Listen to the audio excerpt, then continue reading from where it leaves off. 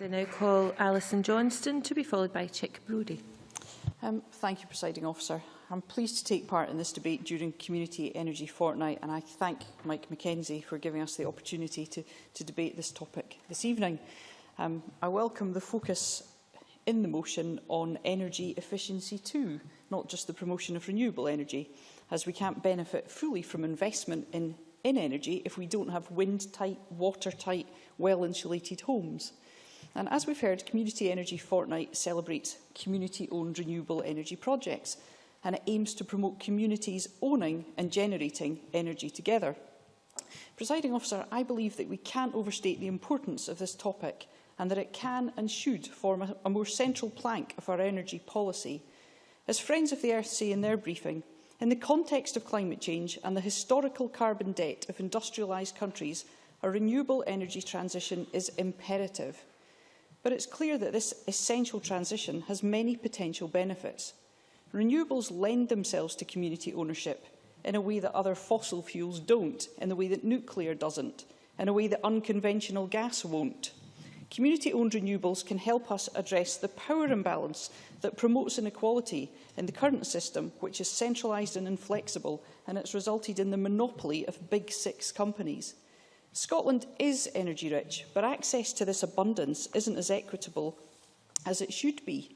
And even the World Bank has recognised that business as usual will not remotely suffice to meet the goals of clean and universal energy. We will, of course, on hearing such a statement, think of the 1 billion plus people in developing countries who live without access to electricity. But we should also consider those who suffer from extreme fuel poverty here in Scotland.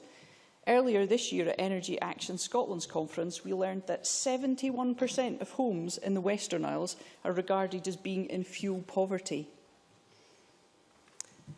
There are many benefits to enabling willing communities in Scotland to play an important role in meeting carbon, renewables and climate change targets not worth fighting for. I do believe that there's a universal will in this Parliament to demand change and to demand investment in this important area. I'm a shareholder in Harlow Hydro, and it has much in common with other projects that we've heard about this evening. And this learning that these small projects are gaining, it will be shared. The pathways to such projects will be smoother.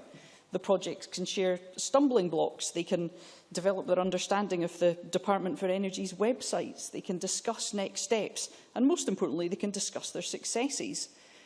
We know two projects that have tried to get off the ground in Portobello and Leith. The Water of Leith is looking at hydro-feasibility at the moment.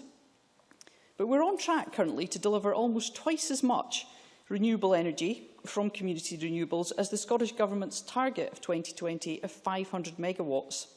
So let's increase that target to 1 gigawatt and let's aim for 2 by 2030, because there's so many benefits if we commit to and invest in delivering clean, low-carbon energy.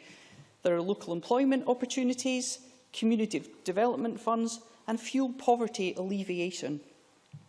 If we look at what's happening in Denmark, for example, they have a right to invest legislation, and that requires developers to offer 20% ownership of wind projects to local communities. 70 to 80%, an incredible figure, of wind turbines in Denmark are under some form of community ownership. They have the world's first island that's entirely renewably powered, 11 onshore and 10 offshore turbines. And it's this bottom-up approach that has enabled that community to invest in the things that are important to them, whether it's a 3G football pitch, whether it's a youth club, whether, as Sarah Boyack mentioned, it's better housing.